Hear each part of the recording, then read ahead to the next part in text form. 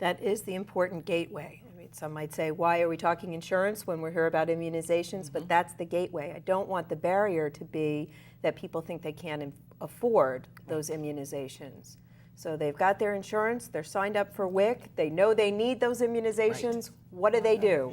Yeah, well, that's the biggest concern, and I think that's what brings us here today, is that people are not aware of what, number one, what the health department offers, that they can even come to the health department, there's an immunization schedule, and get their immunizations for free if need be.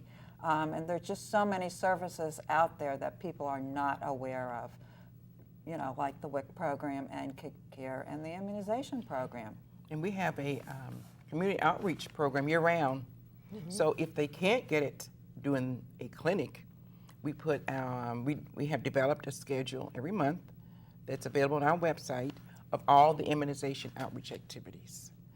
So each year we provide about 1,000 services. We see about 1,000 children per year, which means they get multiple vaccines, a little over 3,000 vaccines that we administer each year. And with this economic time, we anticipate those numbers potentially growing. When we provide the immunizations at our locations, we always have our Kid Care application available.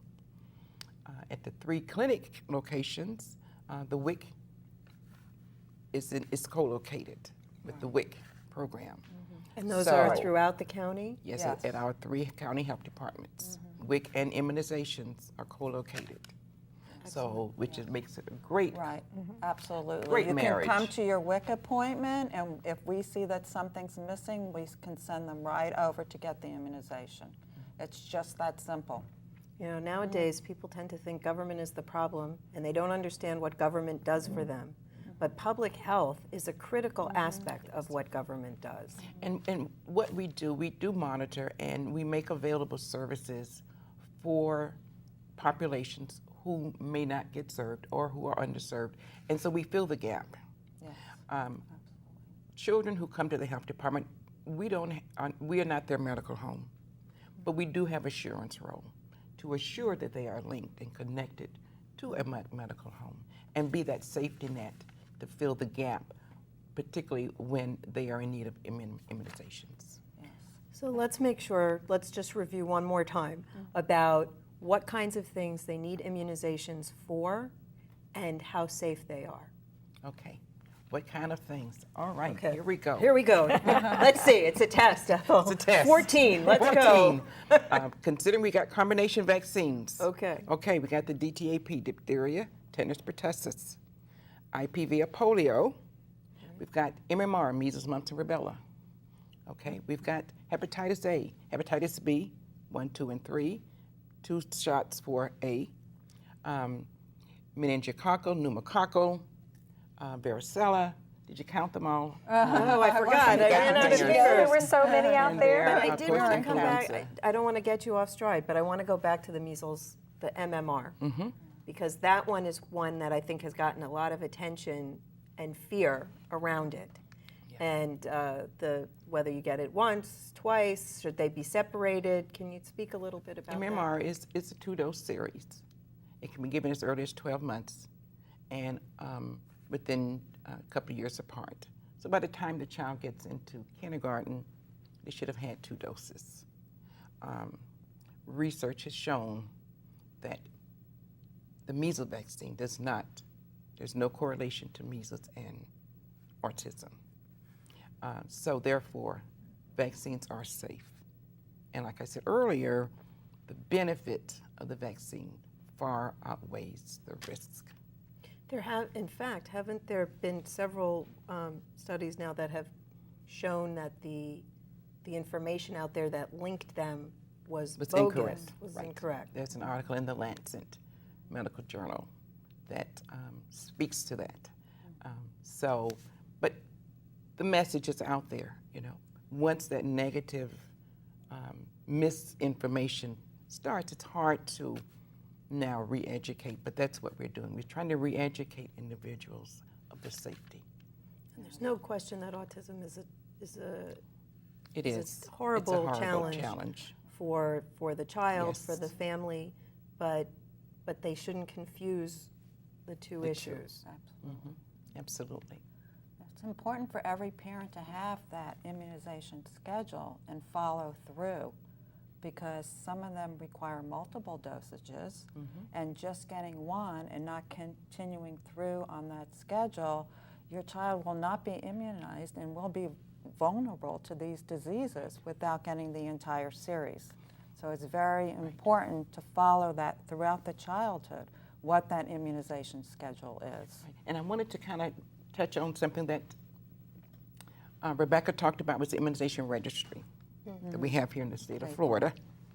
And providers who participate are able to put the children's vaccine in the registry. And no matter where the child goes in the state of Florida, if they leave here and go to, say, Dade County, Duval County, go to Tallahassee, anywhere in Florida, they can access the records.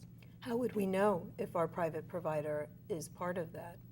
Well, the parents have the opportunity to ask to find out whether they're participating in the registry.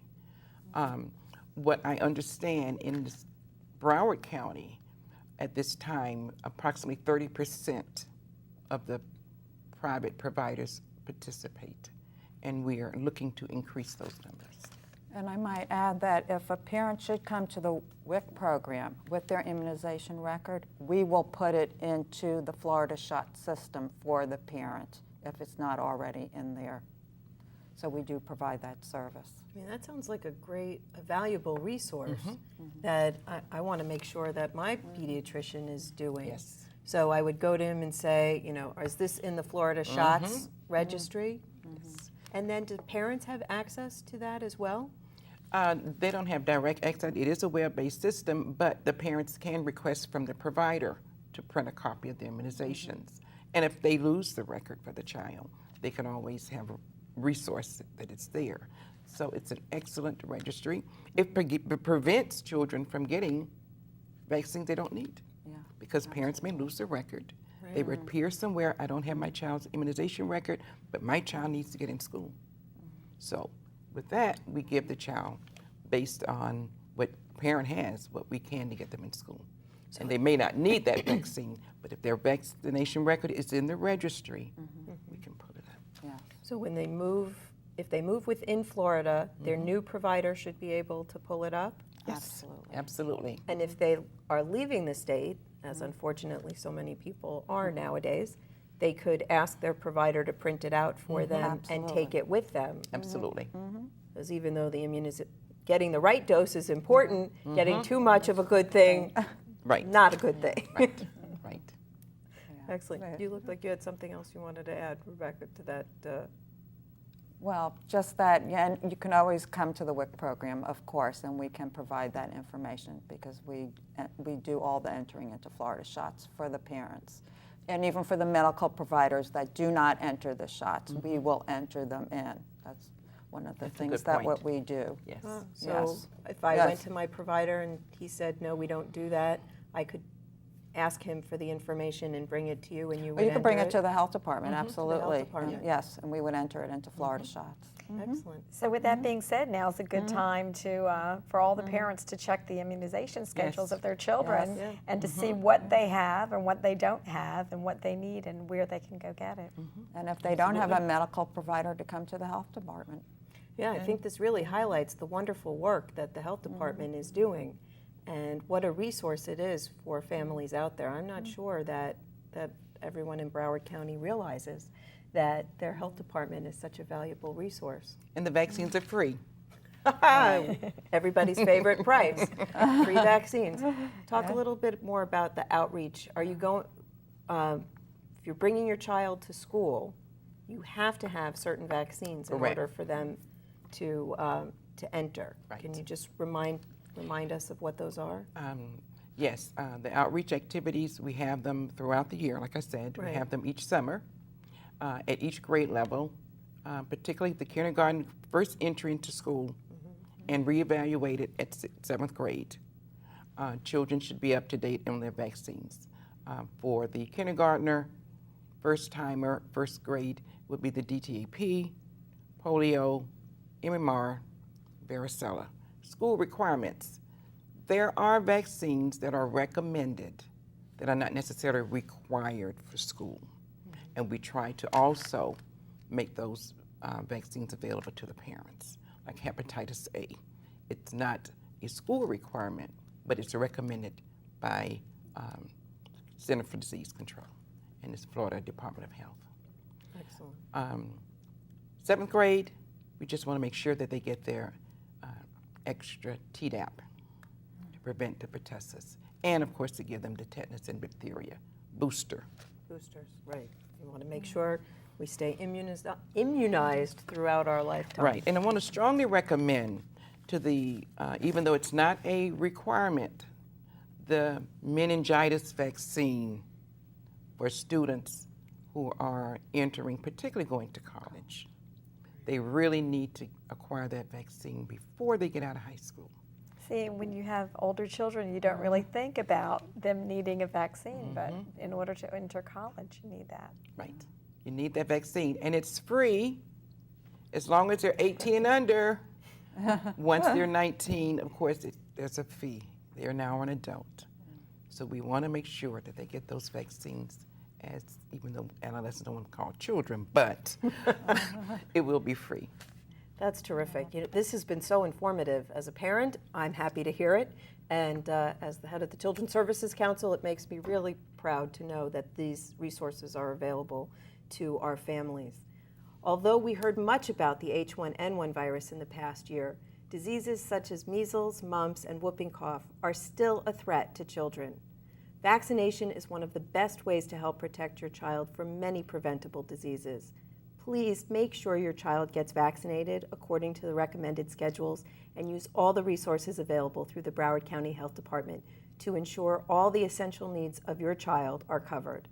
I'd like to thank Rebecca Hacker, Rebecca Miele, and Ethel Edwards of the Broward County Health Department for sharing insights and resources with us on how to keep children healthy. I've been your host, Cindy Arenberg-Seltzer, President, CEO of the Children's Services Council of Broward County. For copies of this program or any other episode of Future First, please call us at 954-377-1000 or visit www.cscbroward.org.